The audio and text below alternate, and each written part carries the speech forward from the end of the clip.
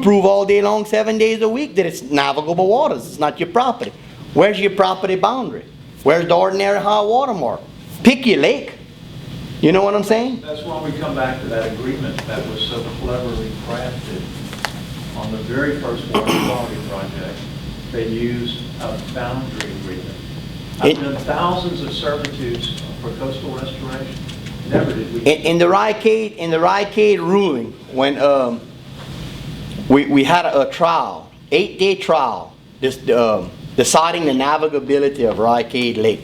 The guy was saying I was on private property, and I was saying I was on navigable water. The 8-day trial before Judge Rebecca Doherty in federal court. She wrote a 40-page ruling, and she ruled that Rycade Lake was navigable in fact. She ruled and cited laws all the way back to English times that even if an area is susceptible for commerce, to be used in commerce, you just have to prove it could be used in commerce. Commerce doesn't have to actually be taking place. It's the navigable waters of the land, of the country. If you dam it, it's not navigable. That's if it stays long enough. It's still navigable, yeah, from the time of statehood. You know what I mean? It's illegally dammed. It's illegally dammed. So if you could prove in times past that it was historically used, and you can have testimony to the fact or proof to the fact, you can still prove it, you know. But it goes all the way back to when the state was seceded into the Union, 1812. Yeah. The waterways were the highways of commerce before we had roads. That's how everybody traveled. That's why it's so it was always understood that the waters were for the public, up to the ordinary high water mark.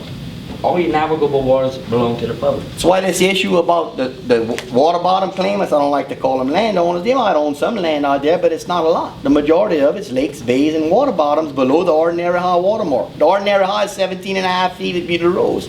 17.5 feet at Beulah Rose, the only thing sticking out of the water in the basin is dredge fall. Something that was piled up unnaturally. You know what I'm saying? That's the whole fight.